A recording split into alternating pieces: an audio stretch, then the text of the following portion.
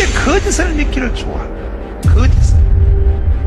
그래서 이번에 선거가 이렇게 되는 거야.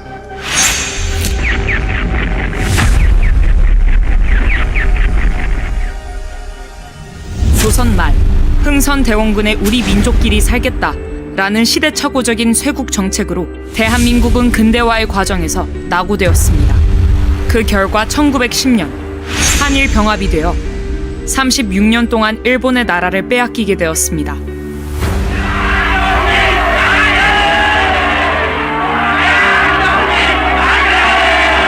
지구상에서 사라질 뻔했던 대한민국이 3.1 독립운동을 통하여 나라의 주권을 회복하기 위해 약 7,500여 명이 생명을 던졌으나 뜻을 이루지 못하였습니다. 이에 국민이 절망 가운데 있을 때 소련은 볼셰비키 혁명 세력들과 김만겸 등을 이용하여 박헌영과 상해 임시정부 요원들에게 공산혁명을 전수해 1925년 4월 17일 조선 공산당을 창당하여 공산주의 혁명을 시도하였습니다. 그의 신의주 사건으로 인하여 조선 공산당 대표인 박헌영 이하 66명이 구속되고 37명이 수배를 받았으나 그 세력은 급속히 확대되었습니다. 일본의 식민 통치로 인하여 대한민국은 나라는 물론 말과 이름, 심지어 성까지도 빼앗겨 버렸습니다. 역사에서 사라질 지경에 이르렀을 때 미국이 1945년 8월 6일 히로시마, 8월 9일 나가사키에 원자탄을 투하함으로 기적 같은 해방을 맞이하게 되었습니다. 무정부 상태에 빠진 한반도는 어떠한 정치 체제를 선택하느냐를 놓고 미국과 소련, 민족 지도자들 사이에서 심각한 논쟁이 발생하였습니다. 그 당시 이승만은 미국에 있었고 김구는 중국 상해에 있었습니다. 그들이 귀국하기까지는 2달 이상의 시간이 소요되었고 미군은 오키나와에 주둔하고 있었습니다.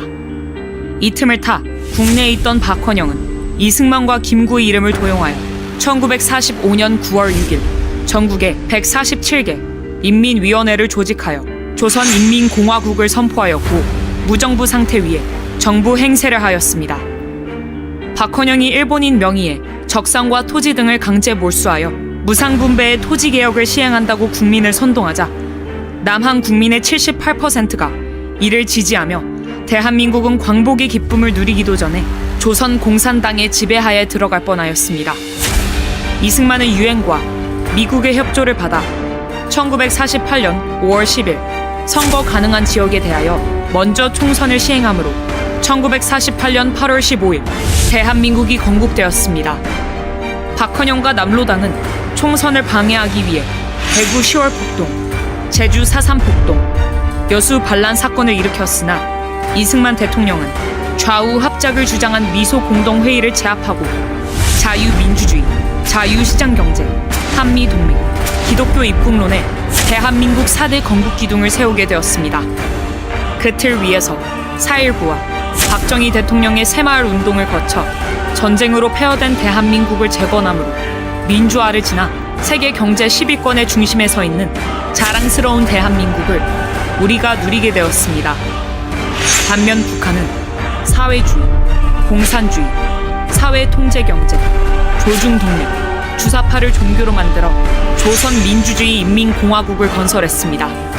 김일성은 소련과 중국을 등에 업고 유엔의 결의와 온 민족의 염원을 무시하고 1948년 8월 25일 북한 자체 선거를 통하여 조선민주주의 인민공화국을 수립하였고 남한의 남로당과 공산주의자들을 선동하여 무장폭동을 일으켰습니다.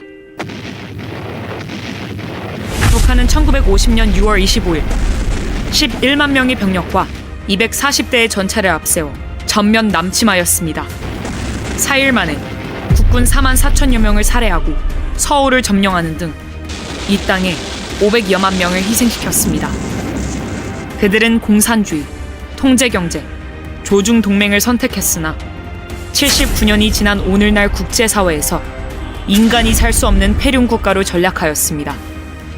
그 후 79년을 살아오면서 남북한의 체제 경쟁은 끝이 났음에도 불구하고 북한에서 건너온 주사파 일당들과 대한민국 건국을 방해했던 남로당의 잔당들이 연합하여 이승만 대통령이 만들어 놓은 미국, 일본 국제사회와 함께하는 자유동맹을 해체하고 북한, 중국, 러시아와 함께하는 공산 동맹을 시도하고 있습니다.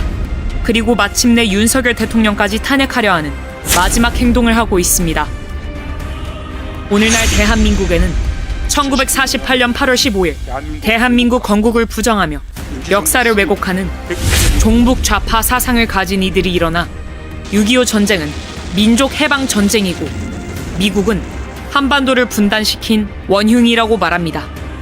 또한 해방 후 박헌영과 남로당의 목표였던 인민공화국 건설을 위해 정치, 경제, 사회, 군사, 외교, 문화, 교육, 언론 등 각계각층에 침투하여 거짓으로 국민을 선동하고 자유 대한민국을 부정하며 그들의 세력을 확대하고 있습니다.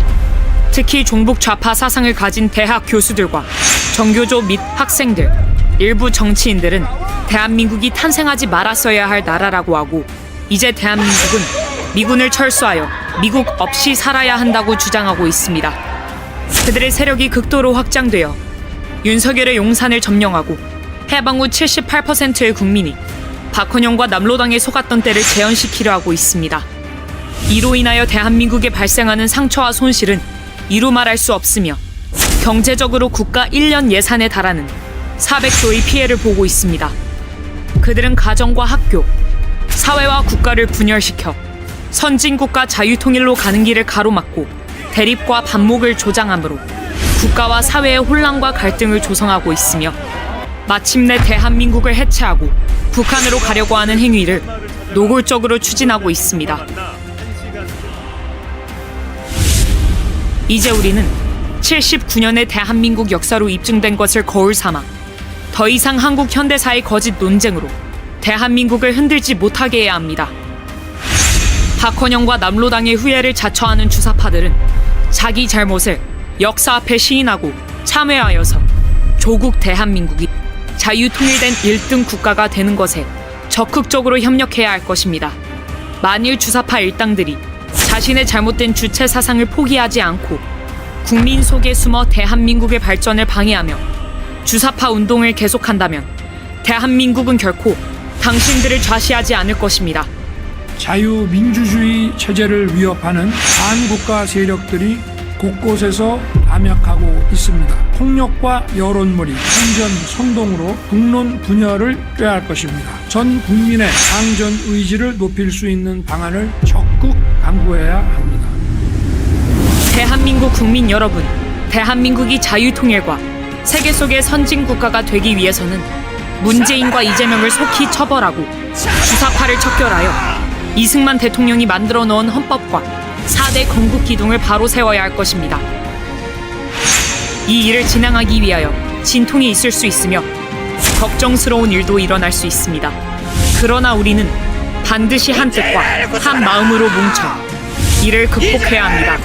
대한민국은 앞으로 나타날 영광을 위하여 그리고 국민 소득 5만 불, 자유통일 국가, 복지 국가, 세계 인류 국가가 되기 위하여 정체성을 확립하고 그 책임과 의무를 다해야 할 것입니다.